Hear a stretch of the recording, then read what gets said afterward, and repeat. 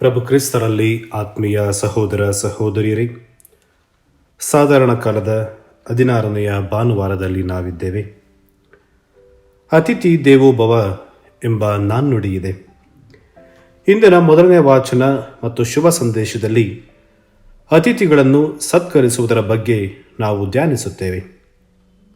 ಹಾಗಾಗಿ ಪ್ರಿಯರೇ, ಇಂದು ಅತಿಥಿ ಸತ್ಕಾರದ ಬಗ್ಗೆ ಧ್ಯಾನಿಸೋಣ.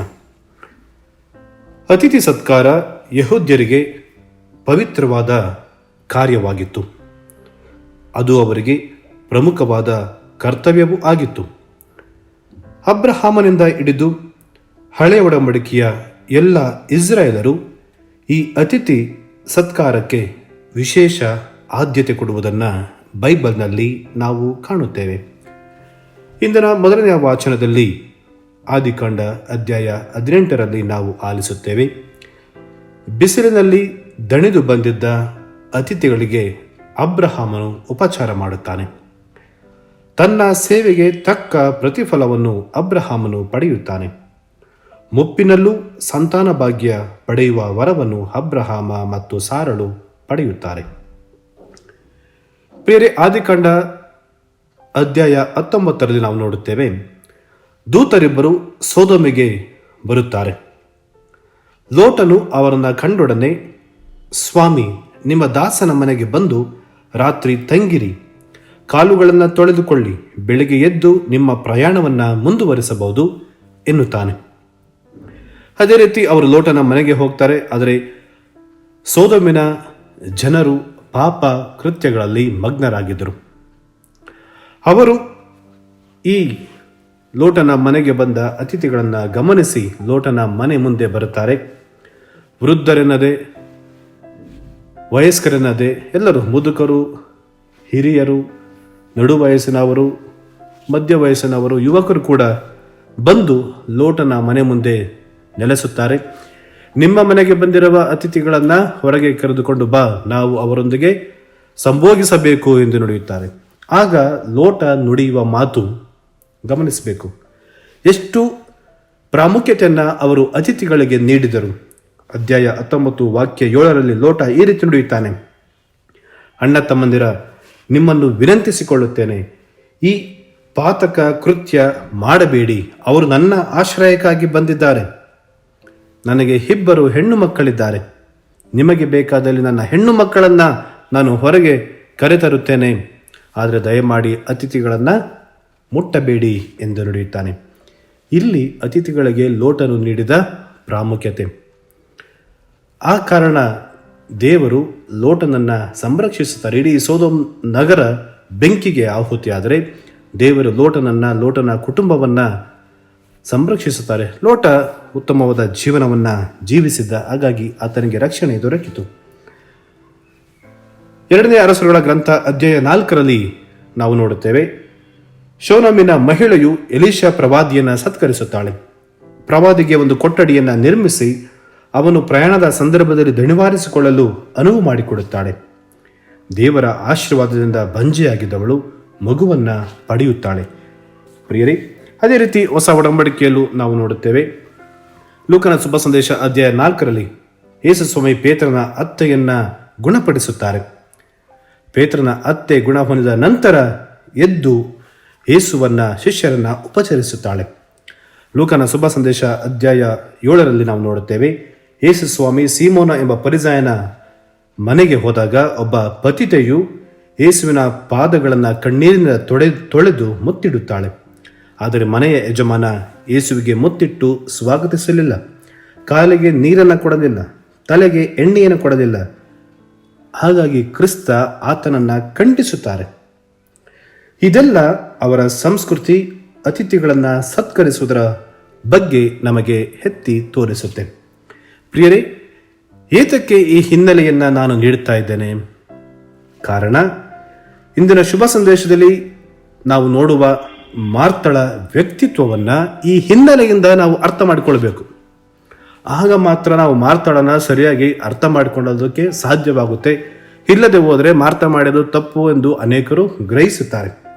ಈ ಅತಿಥಿ ಸತ್ಕಾರದ ಹಿನ್ನೆಲೆಯಿಂದ ನಾವು ಮಾರ್ತಳನ್ನು ಅರ್ಥ ಮಾಡಿಕೊಳ್ಳಲು ಪ್ರಯತ್ನಿಸೋಣ.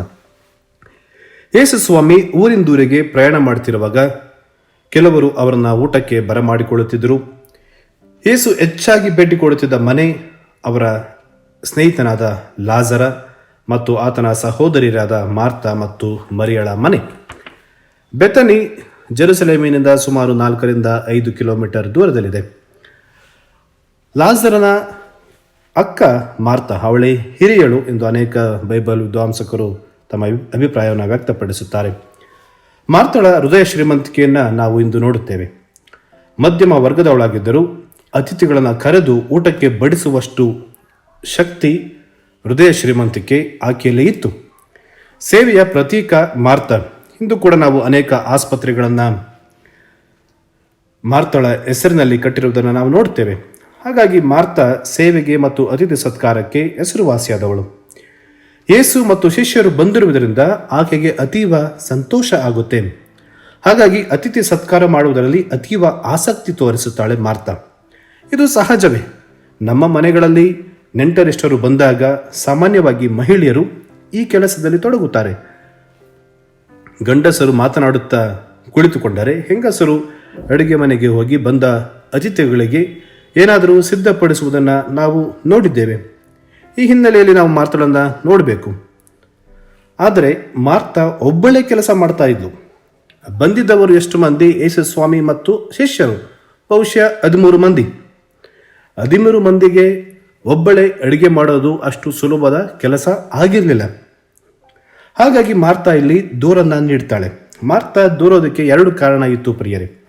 ಮೊದಲನೇದಾಗಿ, ಯಹೂದ್ಯ ಸಂಪ್ರದಾಯದ ಪ್ರಕಾರ ಒಬ್ಬ ಮಹಿಳೆಯು ಒಬ್ಬ ಬೋಧಕರ ಪಾದದಡಿ ಕುಳಿತು ಪ್ರಬೋಧನೆ, ಪಾಠ, ಪ್ರವಚನ ಕಲಿಯುವಂತೆ ಇರಲಿಲ್ಲ. ಅದು ಪುರುಷ ಪ್ರಧಾನವಾದ ಸಮಾಜ.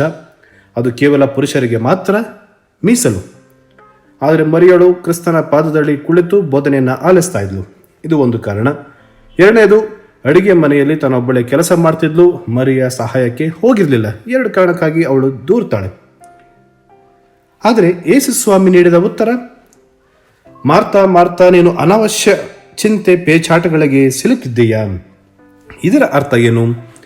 ಇಲ್ಲಿ ಕ್ರಿಸ್ತ ಮಾರ್ತಳನ್ನು ಬೈತಾ ಇಲ್ಲ. ಅವಳು ಮಾಡ್ತಾ ಇರುವುದು ತಪ್ಪು ಎಂದು ಹೇಳ್ತಾ ಇಲ್ಲ. ಇದರ ಅರ್ಥವೇನೆಂದರೆ, ಬಹುಶಃ ಅನೇಕ ಬೈಬಲ್ ವಿದ್ವಾಂಸಕರು ಈ ಉತ್ತರವನ್ನು ನೀಡ್ತಾರೆ. ಮಾರ್ತಾ ಎಷ್ಟು ಸಂತೋಷವಾಗಿದ್ದಳು ಅಂದರೆ, ಯೇಸು ಸ್ವಾಮಿ ಬಂದಿದ್ದಾರೆ, ಹಾಗಾಗಿ ಅನೇಕ ವಿಧದ ಭಕ್ಷ್ಯಗಳನ್ನು ತಯಾರಿಸಲು ಆಕೆ ಸಿದ್ಧಳಾಗಿದ್ಲು. She was preparing too many dishes for Jesus. ಹಾಗಾಗಿ ಕ್ರಿಸ್ತ ಅಲ್ಲಿ ಹೇಳೋದು, ಮಾರ್ತಾ, ಅನೇಕ ಬಗೆ ಬಗೆಯ ಭಕ್ಷ್ಯಗಳನ್ನು ಸಿದ್ಧಪಡಿಸಬೇಡ, ನನಗೆ ಒಂದು ಸರಳ ಭೋಜನ ಸಾಕು. A simple meal is enough, don't prepare too many dishes. ಇದು ಯೇಸು ಸ್ವಾಮಿಯ ಮಾತಿನ ಅರ್ಥವಾಗಿತ್ತು. ಹಾಗಾಗಿ ಅವರು ಹೇಳಿದ್ದು, ಅನಾವಶ್ಯ ಚಿಂತೆ ಪೇಚಾಟಕ್ಕೆ ನೀನು ಸಿಲುಕಿದ್ದೀಯಾ. ಆದರೆ ಮರಿಯಳು ಉತ್ತಮವಾದದನ್ನೇ ಆರಿಸಿಕೊಂಡಿದ್ದಾಳೆ.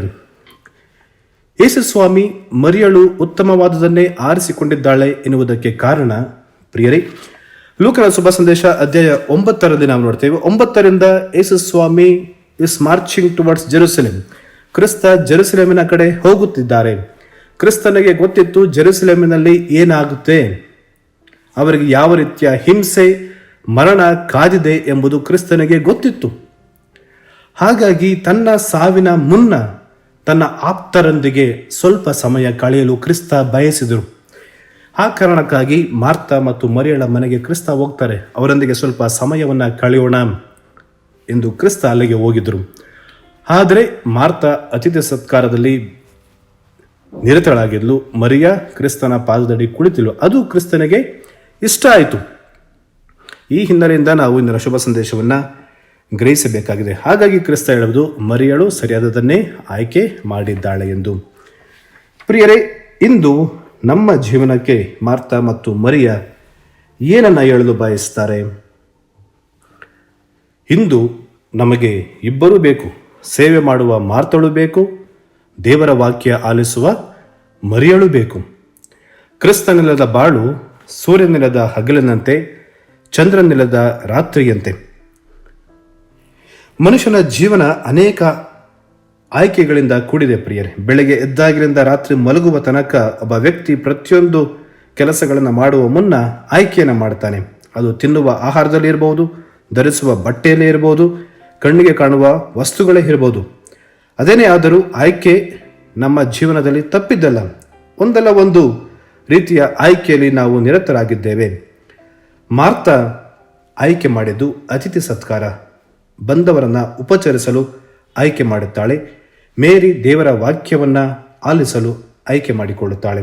ಮಾರ್ತಳು ದೈಹಿಕ ಹಸಿವು ನೀಗಿಸುವುದರಲ್ಲಿ ನಿರತಳಾದರೆ ಮರಿಯಳು ಆಧ್ಯಾತ್ಮಿಕ ಹಸಿವಿನತ್ತ ತಿರುಗುತ್ತಾಳೆ. ನಮಗೆ ದೈಹಿಕ ಹಸಿವನ್ನು ನೀಗಿಸಿಕೊಳ್ಳುವುದು ಎಷ್ಟು ಮುಖ್ಯವೋ ಅದೇ ರೀತಿ ಆಧ್ಯಾತ್ಮಿಕ ಹಸಿವನ್ನು ನೀಗಿಸಿಕೊಳ್ಳುವುದು ಕೂಡ ಅಷ್ಟೇ ಮುಖ್ಯ. ಹಾಗಾಗಿ ನಮಗೆ ಇಂದು ಇಬ್ಬರು ಬೇಕು, ದುಡಿಯುವ ಮಾರ್ತಳು ಬೇಕು. ಇಂದು ನಮ್ಮ ದೇವಾಲಯಗಳು, ನಮ್ಮ ಮನೆಗಳು ಆರೋಗ್ಯಕರವಾಗಿದೆ ಅಂದರೆ ಅಲ್ಲಿ ಮಾರ್ತಳಂತೆ ಅನೇಕರು ನಿಸ್ವಾರ್ಥತೆಯಿಂದ ದುಡಿಯುತ್ತಿದ್ದಾರೆ. ಒಂದು ಪಕ್ಷ ದುಡಿಯದೆ ಇರುವ ವ್ಯಕ್ತಿಗಳು ನಮ್ಮ ದೇವಾಲಯದಲ್ಲಿ, ನಮ್ಮ ಮನೆಗಳಲ್ಲಿ ಇದ್ದಿದ್ದರೆ ಏನಾಗ್ತಿತ್ತು? ಇಲ್ಲಿ ದುಡಿಯುವ ಮಾರ್ತ ಬಹಳ ಮುಖ್ಯ. ಅನೇಕರು ತಮ್ಮ ಜವಾಬ್ದಾರಿಯನ್ನು ಮಾರ್ತಳ ಮೇಲೆ ಹಾಕಿ ಅವರು ಸುಮ್ಮನೆ ಕೂತಿದ್ದಾರೆ. ಇಂದು ನಾವು ಪರರ ಜವಾಬ್ದಾರಿಗಳನ್ನು ಹಂಚಿಕೊಳ್ಳಲು ಮುಂದಾಗಬೇಕು. ಪರರ ಕಷ್ಟಗಳಿಗೆ ನಮ್ಮ ಹೆಗಲನ್ನು ನಾವು ನೀಡಲು ಮುಂದೆ ಬರಬೇಕು. ಆಗ ಮಾತ್ರ ನಮ್ಮ ದೇವಾಲಯಗಳು, ನಮ್ಮ ಮನೆಗಳು ಆರೋಗ್ಯಕರವಾಗಿರಲು ಸಾಧ್ಯ. ಅದರಂತೆ ಇಂದು ದೇವರ ಸ್ವರವನ್ನು ಆಲಿಸುವ ಮರಿಯಳು ಕೂಡ ನಾವಾಗಬೇಕಾಗಿದೆ. ದೇವರು ನಮ್ಮೊಂದಿಗೆ ಮಾತನಾಡಲು ಬಯಸುತ್ತಾರೆ. ಪ್ರಿಯರೇ, ನಾವು ನಮ್ಮ ಕಿವಿಗಳನ್ನು ತೆರೆದಿದ್ದೇವಾ? ಮತ್ತು ಇಂದು ನಮ್ಮ ಮನೆಯಲ್ಲಿ ಅನೇಕರು ನೊಂದಿದ್ದಾರೆ. ಅವರ ಕಣ್ಣೀರಿನ ಕಥೆಯನ್ನು ಆಲಿಸಲು ನಮ್ಮ ಕಿವಿಗಳು ತೆರೆದಿದ್ದೇವಾ? ಹಾಗಾಗಿ ದೇವರ ವಾಕ್ಯವನ್ನು ಕೂಡ ನಾವು ಆಲಿಸಬೇಕಿದೆ. ಮತ್ತು ಪ್ರಿಯರೇ, ಪ್ರತಿಯೊಂದು ಬಲಿಪೂಜೆಯಲ್ಲಿ ಪ್ರಭು ಕ್ರಿಸ್ತರೇ ನಮ್ಮ ಹೃದಯಕ್ಕೆ ಅತಿಥಿಯಾಗಿ ಬರ್ತಾರೆ. ಸಾಮಾನ್ಯವಾಗಿ ನಮ್ಮ ಮನೆಗೆ ಯಾರಾದರೂ ಅತಿಥಿಗಳು ಬರ್ತಾರೆ ಅಂದರೆ, ಅಥವಾ ಗಣ್ಯ ವ್ಯಕ್ತಿಗಳು ಬರ್ತಾರೆ ಅಂದರೆ ನಮ್ಮ ಮನೆಯನ್ನು ನಾವು ಶುದ್ಧಪಡಿಸುತ್ತೇವೆ. ಕ್ರಿಸ್ತ ನಮ್ಮ ಹೃದಯಕ್ಕೆ ಬರ್ತಾರೆ ಎಂದು ಪರಮಪ್ರಸಾದದ ರೂಪದಲ್ಲಿ ನಮ್ಮ ಹೃದಯ ಶುದ್ಧವಾಗಿದೆಯಾ? ಕ್ರಿಸ್ತ ನಿಜವಾಗಿಯೂ ನಮ್ಮ ಹೃದಯದಲ್ಲಿ ತಂಗಲು ಬೇಕಾದ ಸಿದ್ಧತೆಯನ್ನು ನಾವು ಮಾಡಿದ್ದೇವಾ? ಕ್ರಿಸ್ತನಿಗೆ ಯಾವ ರೀತಿಯ ಅತಿಥಿ ಸತ್ಕಾರವನ್ನು ಮಾಡಲು ಇಂದು ನಾವು ಸಿದ್ಧರಿದ್ದೇವೆ? ಈ ಬಲಿಪೂಜೆಯಲ್ಲಿ ಭಕ್ತಿಯಿಂದ ಪ್ರಾರ್ಥಿಸೋಣ. ಕ್ರಿಸ್ತ ನಮ್ಮ ಮನೆಗಳಿಗೆ ಬರಲು ಸಿದ್ಧರಾಗಿದ್ದಾರೆ. ನಾವು ಸ್ವೀಕರಿಸಲು ಸಿದ್ಧರಿದ್ದೇವಾ? ಒಳ್ಳೆಯ ರೀತಿ ಸಿದ್ಧತೆಯನ್ನು ಮಾಡಿದ್ದೇವಾ ಎಂದು ಧ್ಯಾನಿಸೋಣ. ಆಮೆನ್. ಪ್ರಿಯರೇ, ಈ ಚಾನೆಲ್ ಅನ್ನು ಸಬ್ಸ್ಕ್ರೈಬ್ ಮಾಡಿ ಪ್ರತಿದಿನ ದೇವರ ವಾಕ್ಯವನ್ನು ಆಲಿಸುತ್ತಾ ಅದನ್ನು ಇತರರೊಂದಿಗೆ ಹಂಚಿಕೊಳ್ಳಲು ನಮಗೆ ನೆರವಾಗಿರಿ. ಧನ್ಯವಾದಗಳು.